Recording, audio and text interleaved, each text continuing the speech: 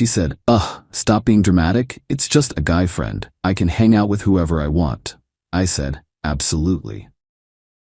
What she didn't expect was to see that same friend reading my statement as a witness against her in court the following week. I, 34 male, work as a quality control inspector at a pharmaceutical distribution center. Not glamorous, but it pays well, and I'm good at spotting irregularities. Guess that skill came in handy in my personal life too. My girlfriend Veronica, 31, and I had been together for 3 years. She worked as an inventory manager at a medical supply company. We'd been living together for about 18 months in my townhouse. Things were decent, or so I thought. About 4 months ago, she started hanging out with this guy, Garrett. Said they met at some supply chain conference. Suddenly it was, Garrett thinks this and Garrett says that, every other conversation. They'd grab drinks after work twice a week, coffee on weekends, always texting. "Who's this Garrett guy?" I asked one evening while she was giggling at her phone. "Just a friend from work stuff. He's in logistics." "Seems like you hang out a lot." She looked up, annoyed. "Ugh, stop being dramatic. It's just a guy friend. I can hang out with whoever I want." "Absolutely," I said, and I meant it. She was right. She could hang out with whoever she wanted. But here's the thing about being a quality control inspector. You notice patterns, inconsistencies, things that don't add up. Like how she'd come home from drinks with Garrett smelling like cigarettes, but Garrett supposedly didn't smoke. Or how she suddenly had extra cash for shopping sprees despite complaining about her salary. Or how she'd mentioned specific medical supplies at dinner, asking casual questions about regulations and tracking systems, stuff that had nothing to do with her actual job. Update 1. 2 months ago, I was doing what I always do, paying attention to details. Veronica left her work laptop open on the kitchen counter while she showered. Normally I wouldn't snoop, but a notification popped up from Garrett. Another 50 units ready for pickup. Same arrangement? 50 units of what? I didn't touch the laptop, but I started paying closer attention. Over the next few weeks, I noticed things. Veronica would occasionally bring home boxes that she'd store in our garage, claiming they were samples for a work presentation. They'd disappear after a day or two. She started taking calls in her car. Her drinks with Garrett now included stops at storage facilities. Then came the breakthrough. I was cleaning the garage and found a shipping label that had fallen behind some boxes. It was for medical-grade opioid patches. The sender? Veronica's company. The recipient? Some random residential address. My girlfriend was stealing medical supplies with her just a friend Garrett. I could have confronted her, could have called the cops immediately. But I needed more proof, and honestly, I wanted to know how deep this went. So I installed a dash cam in my car and let her borrow it for her next drinks with Garrett. Told her my car got better mileage for her trip across town. She didn't suspect anything. The footage was damning. They stopped at her company's warehouse, loaded boxes into my car, drove to a storage unit, and met with 2 other people who paid them in cash. The audio wasn't clear, but the video showed everything. Update 2. I sat on this information for 3 days, figuring out my next move. Then I did something that might seem crazy. I reached out to Garrett, found him on LinkedIn, sent a professional message, need to discuss a mutual concern regarding medical supply regulations. Coffee? He responded within an hour. We met at a diner the next morning. Garrett walked in looking nervous. Good-looking guy, I'll admit. Tall, well-dressed, the kind of guy who probably usually got whatever he wanted. "You're Veronica's boyfriend," he said, sitting down. "Yeah, and you're her business partner." His face went white. "I don't know what you're—" "Cut the crap, Garrett. I know about the medical supplies, the storage unit, the cash sales." He started to stand up. I pulled out my phone, showed him a still from the dashcam footage. "Sit down." He sat. "Here's what I know," I continued. "You and Veronica are stealing controlled medical supplies and selling them. That's federal trafficking charges, 10 to 20 years minimum. What do you want?" His voice was barely a whisper. "Information. How long has this been going on?" Garrett cracked like an egg. Told me everything. They'd been doing this for 6 months. Started small, expired supplies that were supposed to be destroyed, then graduated to current inventory. Veronica had used her position to manipulate the system, making it look like products were damaged or expired when they weren't. Garrett handled the buyers through contacts from his previous job. She said you were just some boring boyfriend who never paid attention to anything, he admitted. Said you were too focused on your own job to notice. That stung, not gonna lie. How much money are we talking about? About 80 grand total. She keeps 60%. And where does she keep her share? Cash. She has it in a safety deposit box. Shows me the receipts every week. I leaned back. Garrett, you're in deep trouble, but you're about to get a lifeline. Update 3. I laid it out for Garrett. He could cooperate with me, help me document everything, and I'd make sure the authorities knew he was instrumental in uncovering the operation. Or I could turn over what I had now and let him sink with Veronica. She'll destroy me, he said. She's already destroyed you, you just don't know it yet. When this comes out, and it will, who do you think she'll blame? The male friend who pressured her into it, who manipulated her. I could see him processing this. Garrett wasn't stupid, just greedy and weak. What do you need me to do?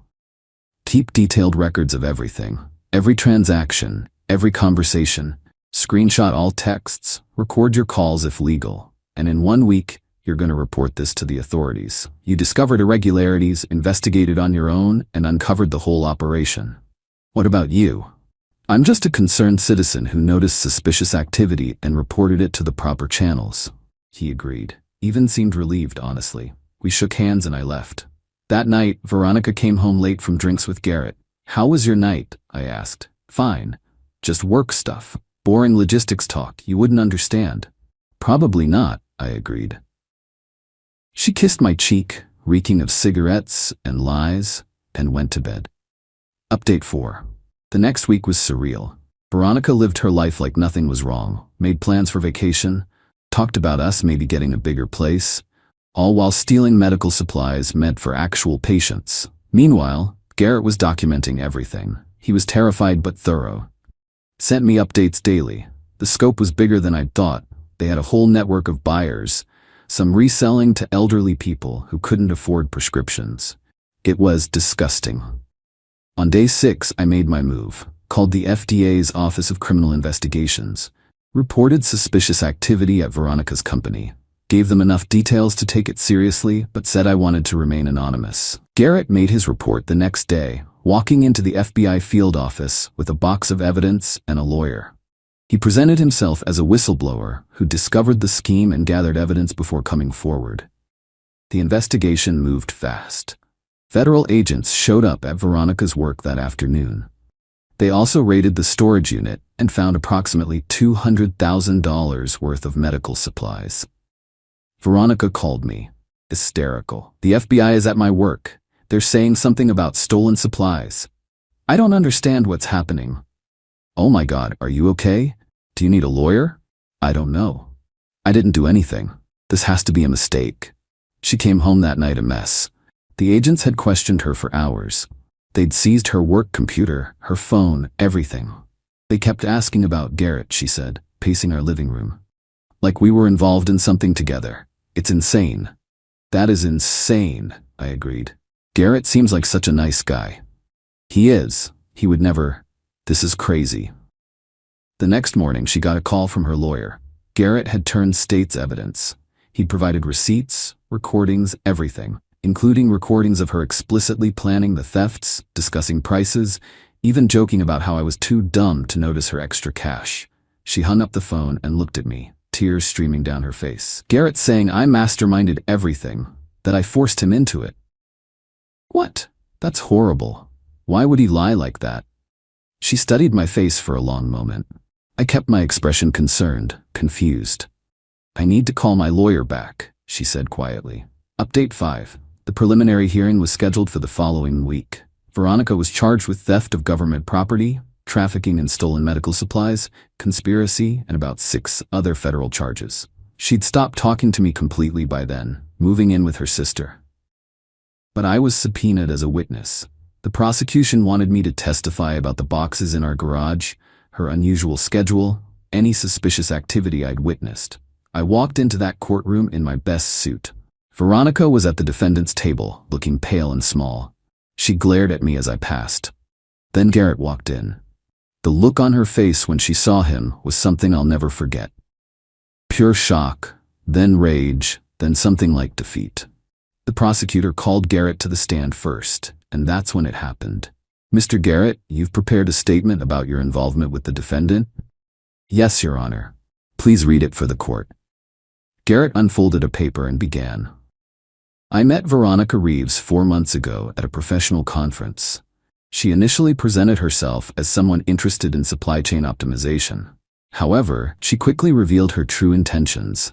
He was reading my words. Well, mostly my words.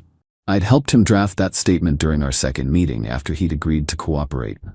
Every detail, designed to establish him as a reluctant participant who'd been manipulated and who'd come forward as soon as he'd realized the full scope of the criminal enterprise. Veronica's lawyer objected multiple times, but the damage was done. Garrett had receipts, recordings, text messages where Veronica explicitly outlined the scheme. Then it was my turn. "Mr. Davidson, how would you describe your relationship with the defendant?" "We'd been together 3 years, lived together for 18 months. Did you notice any unusual behavior?" "In hindsight, yes. She'd become secretive. Extra cash she couldn't explain. Boxes in our garage that would disappear. And she spent an unusual amount of time with Mr. Garrett." "Did you suspect an affair?" "Initially, yes. She told me he was just a friend and I was being dramatic. Said she could hang out with whoever she wanted." "What changed your mind?" "When federal agents showed up at her work. That's when I realized their relationship was professional, criminal, apparently." Veronica's lawyer tried to paint me as a jealous boyfriend seeking revenge. But I had my dashcam footage, which I'd discovered after the arrest and immediately turned over to authorities. I had photos of the boxes in our garage. I had documentation of her unexplained shopping sprees. Final update. Veronica took a plea deal. 4 years federal prison, 3 years probation, $150,000 in restitution. She had to forfeit the cash from her safety deposit box. Turned out to be almost $50,000. Garrett got 18 months in probation for his cooperation. He actually sent me a thank you letter from minimum security. Said I saved him from himself. I didn't respond. The real kicker came during asset forfeiture proceedings. Veronica had bought jewelry, designer bags, electronics with her illegal proceeds, all seized. Her car, which she'd paid cash for, gone. The lawyer fees ate up her savings and her parents had to take out a second mortgage to help her. Her sister reached out last month, said Veronica wanted to talk to me, that she'd figured out I'd orchestrated everything, that I'd turned Garrett against her. "She's not wrong," I told her sister, "but she's also not innocent. You destroyed her life over jealousy." "No, she destroyed her life over greed. I just made sure she couldn't destroy anyone else's. The truth is, I could have just called the cops when I first found out. But then Garrett would have claimed ignorance, maybe walked away clean. Veronica would have played the victim, maybe gotten a lighter sentence. Instead, I gave them both enough rope. Garrett to hang himself with guilt and fear. Veronica to reveal her true nature, the woman who thought I was too stupid to notice, who was stealing medicine from people who needed it. Do I feel bad? Sometimes. 3 years is a long time to be with someone, even someone who turned out to be a criminal. But then I remember those medical supplies were going to real patients, elderly people who needed pain management, cancer patients. And she was stealing from them for designer handbags. She was right about one thing though, she could hang out with whoever she wanted. And I was absolutely fine with that.